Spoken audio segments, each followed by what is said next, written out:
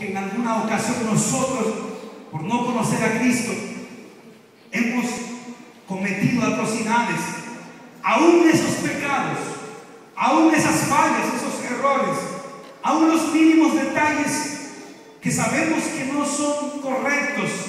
La Biblia dice que Él llevó nuestros pecados sobre su cuerpo en el madero. Y Isaías 53, 4, 6 dice: ciertamente llevó Él nuestras enfermedades y sufrió nuestros dolores, y nosotros le tuvimos por azotado, por herido de Dios y abatido. Mas Él herido fue por nuestras rebeliones, molido por nuestros pecados.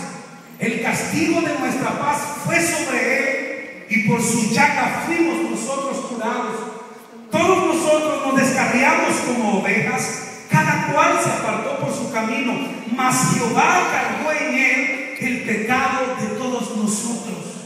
Enfermedad, pecado, desvíos, fallas, errores. Dice la Biblia que Dios cargó en Él y que Cristo llevó nuestro pecado, nuestras enfermedades, las hizo propias, se las puso encima.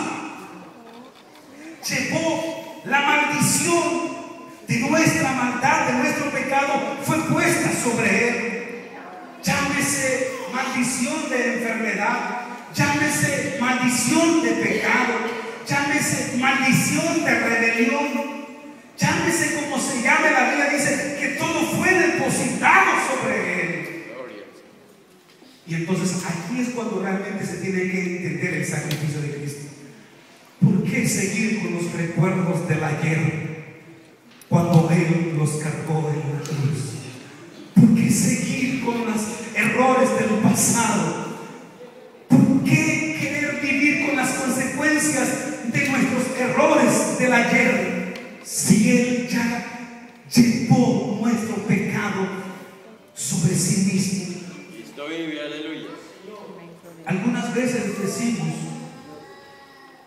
mi enfermedad, mi dolor, mi desgracia, es que así en mi familia, es que así me ha ido.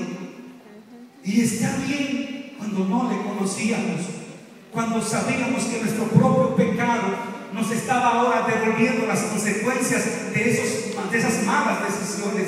Pero desde el momento en que yo reconozco a Cristo, creo en lo que Él hizo en su sacrificio y entiendo que su sacrificio es expiatorio, yo no puedo seguir viviendo como antes. No puede el diablo seguirme achacando con las consecuencias del pasado. No pueden las maldiciones del pasado seguir tocando mi vida, pues alguien ya las llevó y las tomó en mi lugar. Por eso la Biblia es tan enfática cuando dice: de modo que si alguno está en Cristo, nueva criatura es. Pero el secreto es estar en Cristo.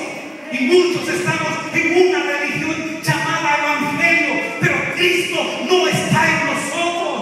Porque cuando Cristo está en nosotros, no hay diablo, no hay pecado, no hay consecuencias que puedan dominar nuestra vida, pues mayor es la gracia. Cuando un hombre dijo: hay una gran batalla en mí,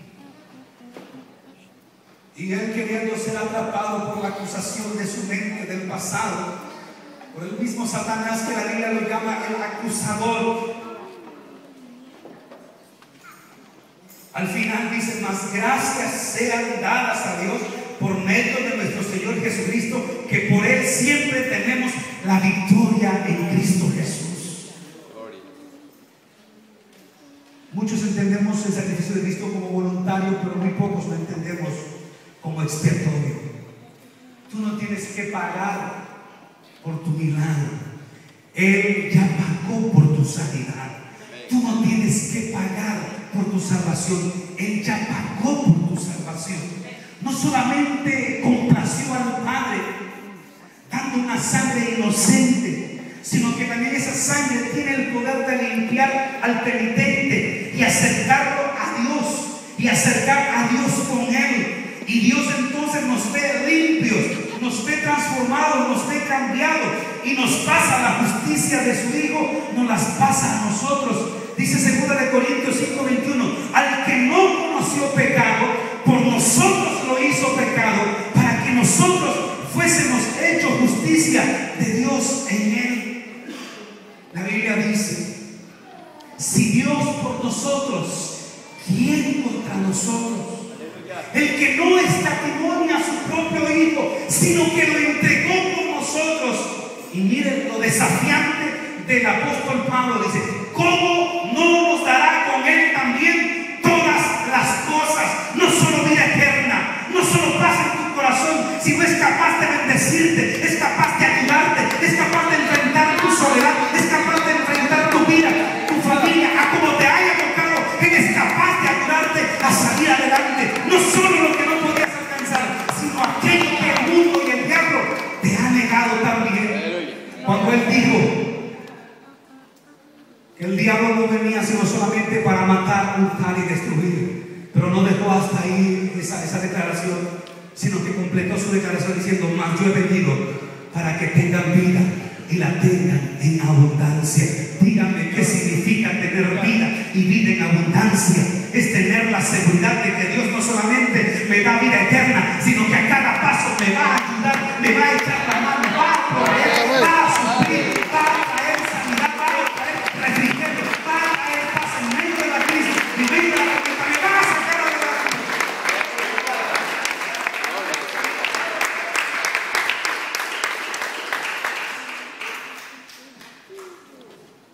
¿Cómo llega el Evangelio? Es una obra de Dios.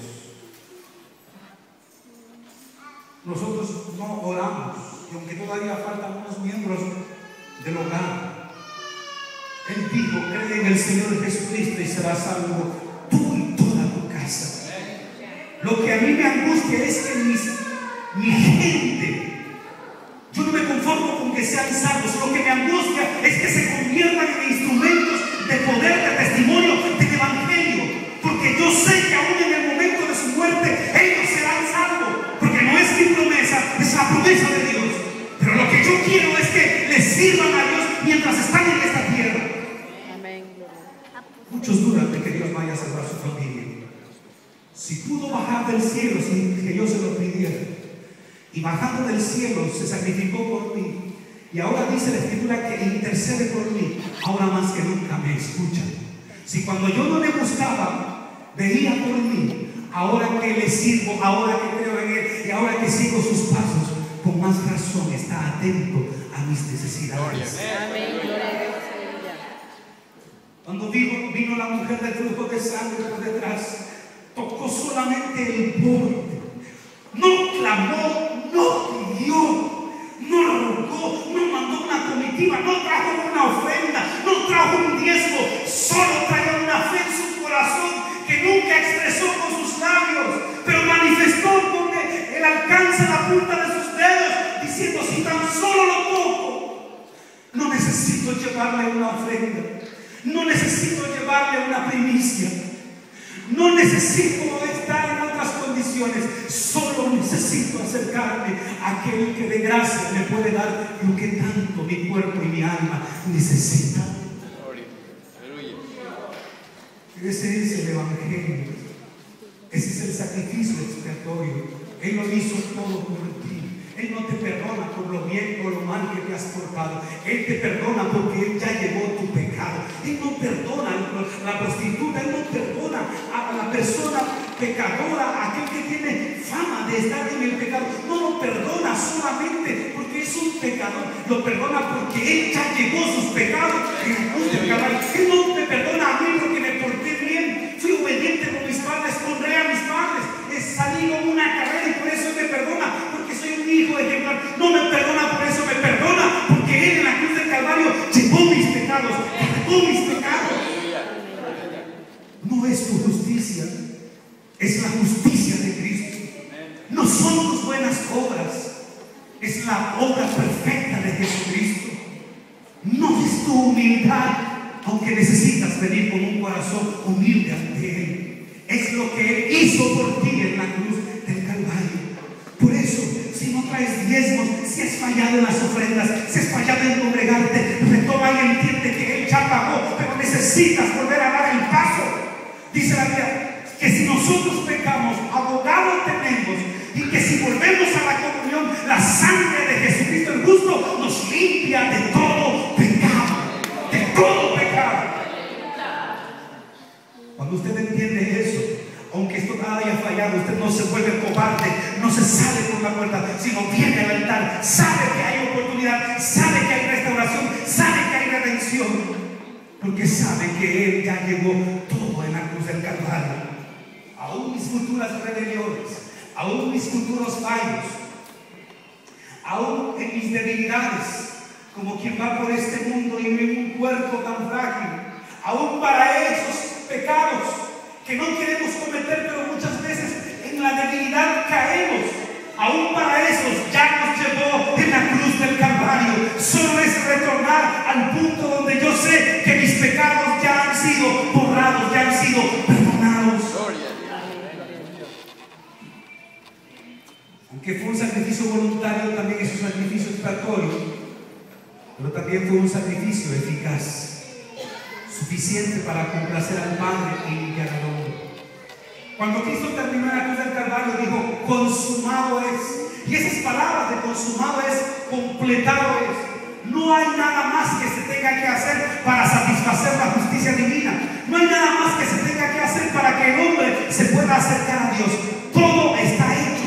No se necesita hacer nada más que recibirlo y dejar que Él viva su vida en nosotros, en una nueva vida, en una nueva oportunidad. Pero Cristo, dice la Biblia, habiendo ofrecido una vez para siempre un solo sacrificio por los pecados, se ha sentado a la diestra de Dios, porque con una sola ofrenda hizo perfecto para siempre a los santificados. Es que Dios no te vea a ti y a mí simplemente. Dios, cuando nos ve en Cristo, dice la Biblia, y no nos ve a nosotros con nuestras fallas y debilidades, sino ve la justicia de Cristo, nos ve perfectos. Y estamos hablando del sacrificio de Cristo, que es eficaz, suficiente. De otra manera, le hubiera sido necesario padecer muchas veces desde el principio del mundo, pero ahora, en la consumación de los siglos, se presentó una sola vez para siempre por el sacrificio de sí mismo para quitar de en medio el pecado. Así también Cristo fue ofrecido una sola vez para llevar los pecados de muchos, y aparecerá por segunda vez sin relación con el pecado para salvar a los que le esperan. Todo está hecho en el sacrificio de Cristo Jesús. Isaías 53, 11 y 12 dice: verá el fruto de la aflicción de su alma y quedará satisfecho. Por su conocimiento justificará mi siervo justo a muchos y llevará las iniquidades de ellos. Por tanto, yo le daré parte con los grandes y con los fuertes repartirá despojos, por cuanto derramó su vida hasta la muerte y fue contado con los pecadores, habiendo él llevado el pecado de muchos y orado por los transgresores. No fue aquella palabra que Jesús mencionó de las famosas 7 palabras de Cristo al pie de la cruz. La primera de ellas: Padre, perdónanos, porque no saben lo que hacen. Y no fue un perdón solamente presente en el momento, un perdón histórico, sino fue un perdón eterno para los que estaban en ese momento manifestando el pecado del hombre y la dureza del corazón del ser humano, como también para los que habríamos de creer a la palabra del Evangelio en este tiempo, en este siglo que nos toca vivir. Vería Él, estaría satisfecho al ver que su sacrificio fue eficaz, no se necesita más. Él ha completado, Él ha hecho toda la obra suficiente. Él ha complacido al Padre y su sacrificio nos ha traído redención, nos ha traído salvación, liberación. Fue un sacrificio eficaz. Usted no necesita caminar de rodillas. Usted no necesita dirigirse a ciertos lugares. Usted no necesita hacer sacrificios para atraer la atención de Dios. Usted necesita creer que Él ya lo hizo todo en la cruz del Calvario por usted. Usted solamente necesita entender lo que dijo el apóstol Pablo a los Efesios. Porque por gracia sois salvos por medio de la fe. Y esto no de vosotros, pues es don de Dios, que hace como un regalo. Trabaja todo el año, se la pasa haciendo méritos. No simplemente llega la época del amor, simplemente llega el día del 10 de mayo, el día del maestro, simplemente llega el día del niño o llega el día de su cumpleaños. Y el que ha venido en su corazón bendecirle o a mostrarle su afecto, no importa si usted como padre le dio unas buenas, ¿verdad? O lo puso en disciplina, pero el regalo no es en base a una respuesta. El regalo es un afecto que nace del corazón. Y para quien se da este regalo, no esperamos que él trabaje o haga méritos.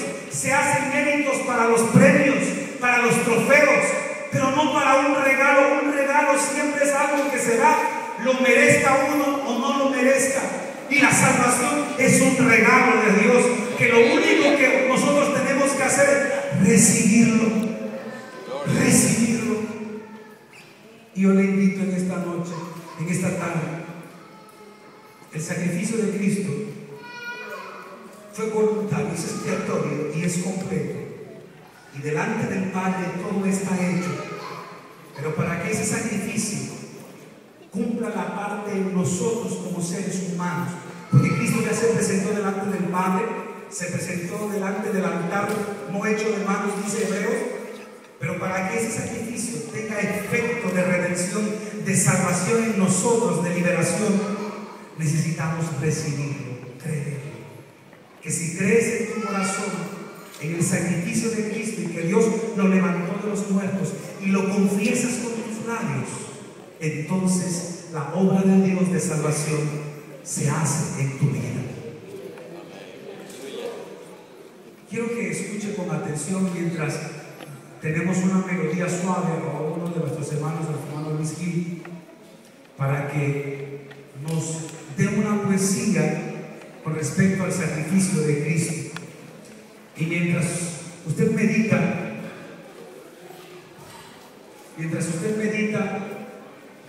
en esta poesía, disponga su corazón, prepare su corazón. Escuche esta poesía. La primera vez que la escuché con nuestro hermano Luis Gil, es muy corta, pero tiene una gran verdad que nos desafía a cada uno de nosotros responder de una manera adecuada a Cristo Jesús.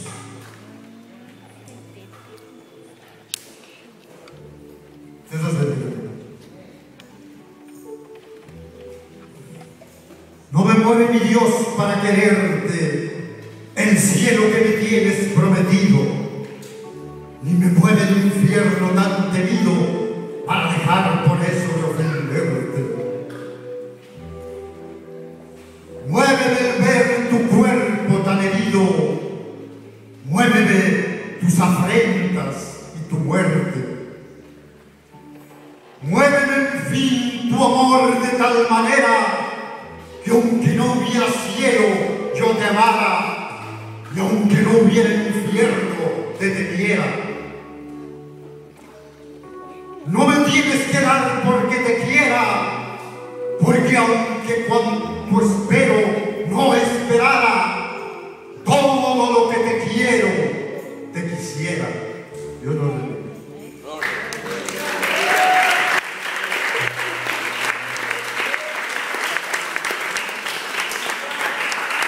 Hermosa poesía.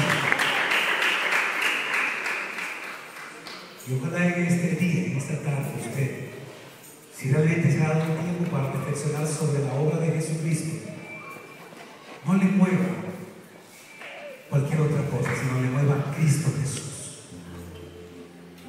Quiero relatarle una pequeña historia.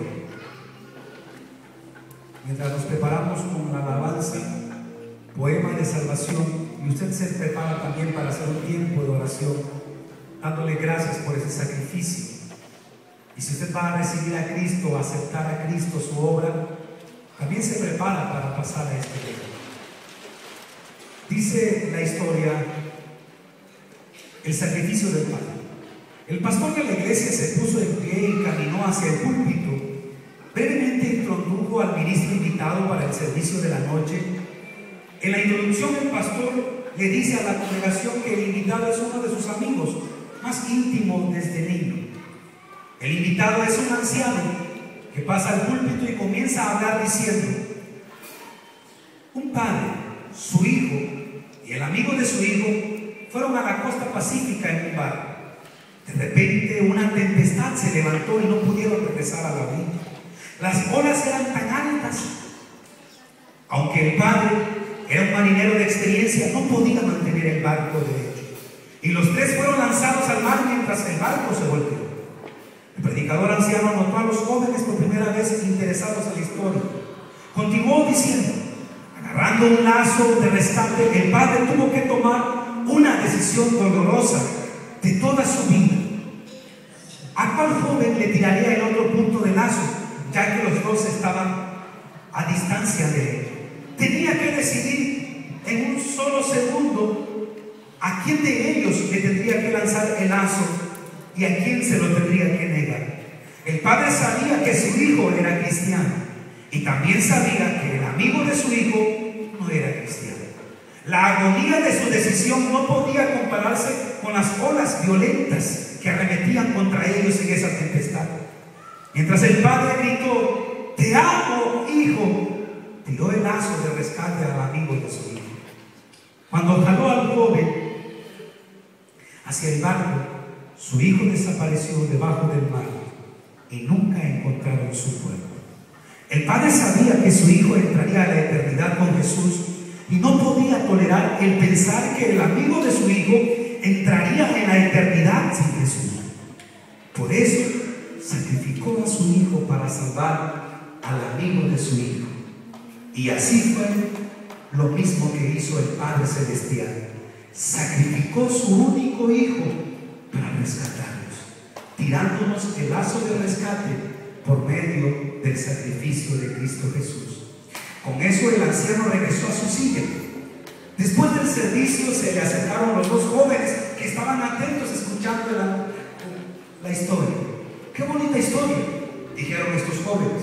Pero no creo que es real que un padre entregue la vida de su hijo para rescatar al otro joven, deseando que un día se convierta a ser cristiano. Tal vez tenga un punto, respondió el anciano, pero estoy aquí para decirte que yo soy el hombre quien perdió a su hijo en el mar, y el amigo de mi hijo es tu pastor. Muchas veces esta historia se repite, pero quien la hizo original fue cuando el castigo lo debíamos de recibir cada uno de nosotros, y Dios prefirió sacrificar a su hijo y salvarnos a nosotros. Cristo no ha predicado en el internet, ni ha salido en las grandes pantallas, ni ha llenado estadios. No ha sido el pastor más grande, con más membresías. No ha sido el evangelista que más milagros ha realizado. Pero Cristo fue el puente de Dios para que todos los demás nos convirtiéramos en siervos de Él. Dios sacrificó a su hijo para darte salvación.